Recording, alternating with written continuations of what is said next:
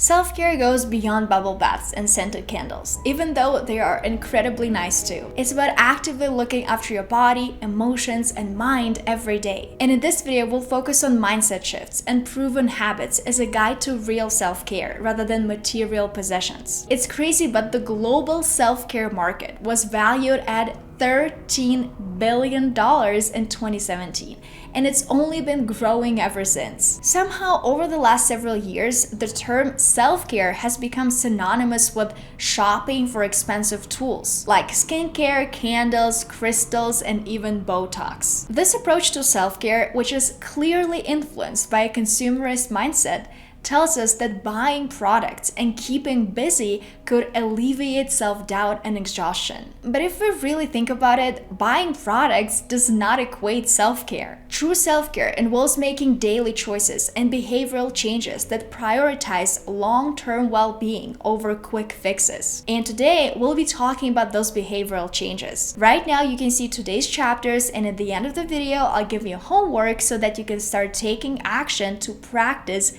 real self-care. So let's begin with your body. Please make sure you prioritize your sleep and establish a consistent sleep schedule. Before I got an Oura ring that I have on right now, I thought that my sleep schedule was pretty consistent. I was so wrong. Like yesterday, I slept for 9 hours, the day before that for 6 hours, the day before that for 7 hours.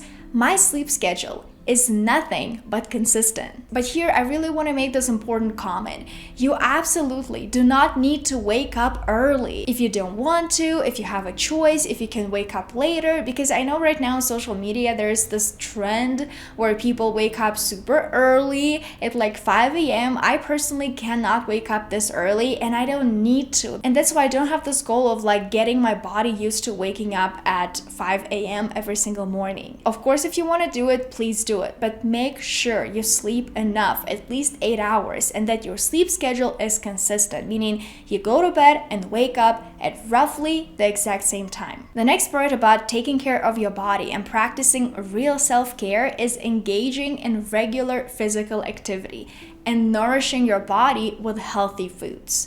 Honestly, it is not always easy to do, especially right now. We work a lot, a lot of people commute often, and so I understand why it's so easy to just say, whatever, it's not that important, I'll be fine. Especially for me, for a very, very, very long time, it was so freaking hard to build this habit of exercising regularly, because I would always say, I feel good, I feel healthy, I'm okay, I'm fine. But once I actually started going to the gym, I realized how weak my body was. Like my muscles were so weak and I couldn't do so many things. And so because of that, my goal became taking care of my body by exercising regularly. And it's not about hitting the gym every single day for hours. It's about moving your body in a way that brings you joy. If for you that means doing yoga, please do yoga. If for you that means walking, please walk. After I started getting more in tune with my menstrual cycle, I realized that I personally can't always do something super challenging, like a HIIT workout every single day or a long run. During some days of my cycle, all I can do is yoga and gentle stretching and maybe walking. And now I know that understanding what my body needs at a specific time is an act of self-care. Because before that, in the past, when I was always pushing myself to go to the gym and lift heavy weights, even when I felt tired, that was not self-care. That was torturing my body, honestly. And finally, here we have cultivating hobbies and activities that bring you joy and fulfillment.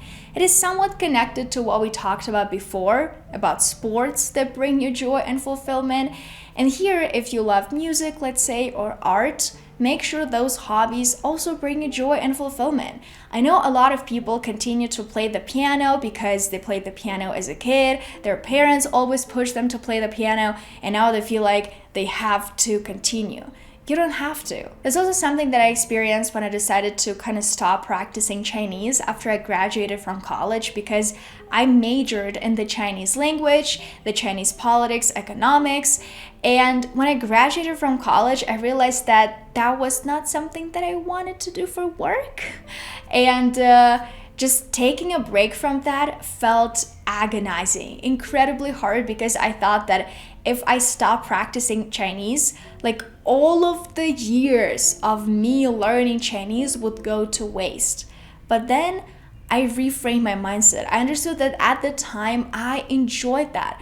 That activity brought me joy and fulfillment. But now it no longer does. Now, for example, learning Spanish brings me joy and fulfillment because I need this language and I love practicing it. Moving on to your intellect. Taking care of your intellect is incredibly important, and it is an act of self-care. Working on how mindful you are is very important, and you can just incorporate a daily meditation into your life. I know at the very beginning it seems like you don't actually know what you're doing, but especially if you're a person like me who struggles with anxiety, who has a lot of thoughts always running through their mind all the time 24/7, you will benefit from practicing meditation a lot. At least I benefited from it greatly. Now what I did is every single morning after I have breakfast, I take 10 minutes to journal and then 10 minutes to meditate, and that's it. It really allows me to build my awareness and also make sure that I'm more at peace when different thoughts come and go, and that I'm not trying to control my thoughts, because that's something that I struggled with a lot in the past. I thought that I always had to control my thoughts and make sure that my thoughts were always super happy.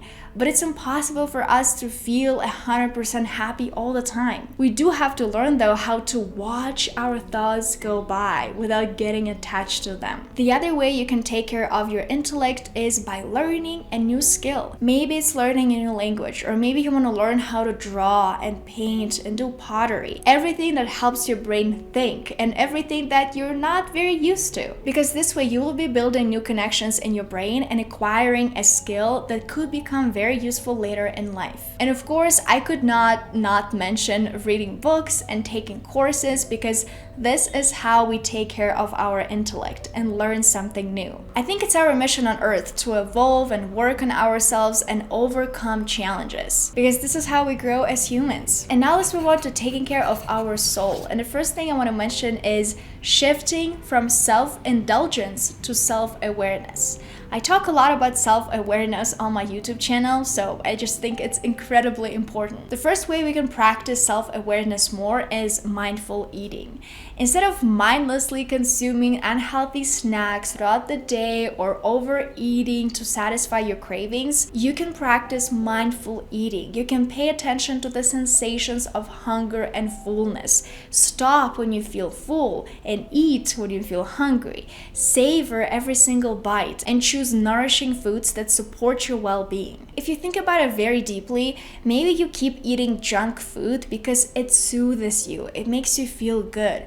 But the question is, what is it soothing you from? And why eating food that is actually bad for you makes you feel good? What are some other more sustainable things that can make you feel good, that are actually good for you and good for your body? How else can you help yourself in a more sustainable way? Another way you can practice self-awareness instead of self-indulgence is limiting your screen time.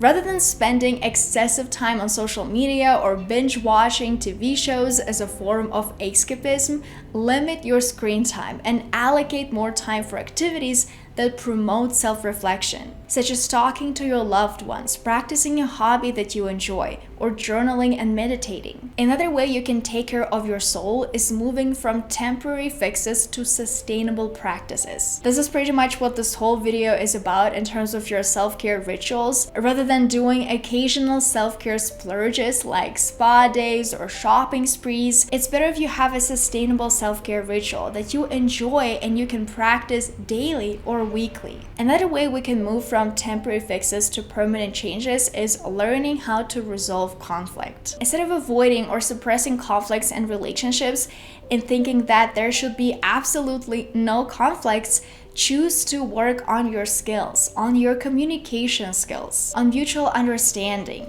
Learn how to actively listen, practice empathy, and be assertive when you need to. And of course, here, healthy eating habits are key. Instead of relying on crash diets or quick fix weight loss programs, Focus on adopting sustainable eating habits. Don't go on a diet. Live a good, healthy lifestyle. Eat more whole foods and plan balanced meals. But more importantly, do that because you take care of your body, not because it's another thing that you have to do and it's another thing that you hate. And finally, taking care of our soul is connected to transitioning from external validation to self-compassion. I know it's nice to rely on external praise or recognition to feel validated. When someone says that, wow, you did such a good job, you're amazing, it feels good. Of course, it does. But when we acknowledge and celebrate our own achievements, it feels amazing as well. This will help you a lot, especially while talking to someone who might not fully understand what you do for a living, for example, and you just landed a big promotion and they just say, wow, congrats, I'm super happy for you. And maybe you wanted more. You wanted more validation. You wanted them to say more things to you, but they just don't really understand what you do for a living. It's something that I was reminded of a few days ago when I went live on my Instagram, and I think around 500 people were watching my Instagram live, and I thought it was not that many people, especially considering how many people follow me on Instagram. And then later I went to meet up with my friends, and one of my friends told me that, wow, Veronika, this is so impressive. Like 500 people were watching you live on Instagram. And at that moment, I was like, it's so interesting how I was criticizing myself so much. And I was my biggest hater in a way because I was telling myself, no, Veronika, that's not enough. You know, more people should have been watching your live.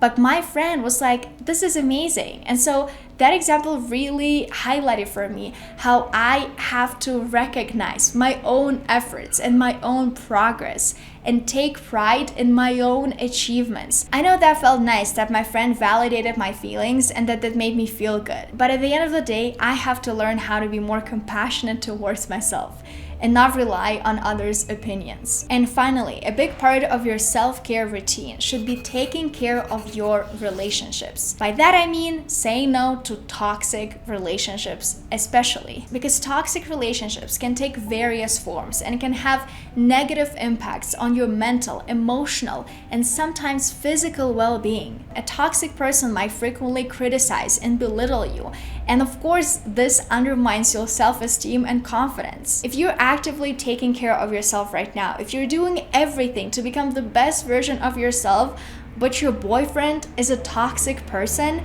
you're not gonna be truly happy in this relationship. And because of that, you're not truly taking care of yourself, because it's about establishing your boundaries and communicating with people how you can be treated. And if someone is not treating you this way, just saying goodbye to them. So we talked about 4 aspects of real self-care: body, intellect, soul, and relationships. And now I want to give you homework. If your sleep schedule is not consistent yet, make sure you fix it now, because it's important to get enough restorative sleep each night. Add meditation to your daily or weekly routine, even if it's just for a few minutes. This can help you reduce stress and improve focus and mental clarity. Try and be more mindful when you eat. Maybe don't spend time on social media while eating. Make sure you eat when you're hungry and stop when you feel full. And of course, add more nourishing foods that make your body feel good. And finally, identify and communicate your boundaries in relationships. People who respect your boundaries will stay in your life. And people who don't, do you actually want to continue talking to them? If you're still watching this video, thank you so much. I really appreciate it. Comment your favorite blue emoji so that I could see who watches my videos until the very end. Mine are these. If you're thinking about what to watch next, I highly recommend checking out this video where I share 10 micro habits that help me increase my feminine energy. So click here and keep on watching.